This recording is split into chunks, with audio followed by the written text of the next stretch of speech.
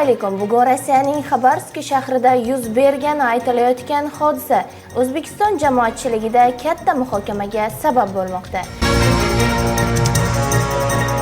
Gap shundaki, ijtimoiy tarmoqlarda tarqalgan xabarlarga ko'ra, 2025-yil 12-dekabr kuni Xabarovskdagi kafelardan birida huquq-tartibot organlari reyd bo'lgan.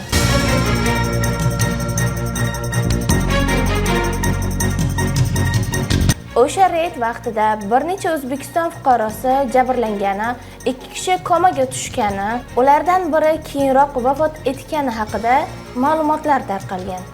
Mazkur holat yuzasidan O'zbekiston Tashqi ishlar vazirligi rasmiy munosabat bildirib, vaziyat nazoratga olinganini ma'lum qildi.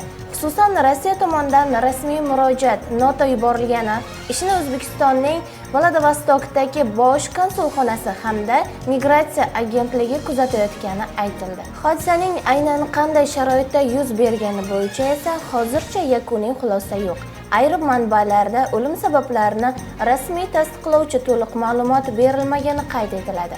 Shuning uchun hozircha eng muhim masala tekshiruv xolis va qonun doirasida o'tkazilib, jabrlanganlar holati va voqea tafsilotlariga rasmiy aniqlik kiritilishidir. Voqeaga siyosiy munosabat ham bo'ldi. Oliy Majlis Qonunchilik palatasi deputati, Milliy tiklanish partiyasi rahbari Alisher Qodirov ushbu xabarlar ortida Rossiyada migrantlar uchun sharoit yomonlashib borayotganini aytib, vatandoshlarni xavfsizlik masalasini jiddiy o'ylashga chaqirgan. Hurmatli tomoshabinlar, bu mavzu bo'yicha yangi rasmiy ma'lumotlari chiqqan sari sizni xabardor qilib boramiz.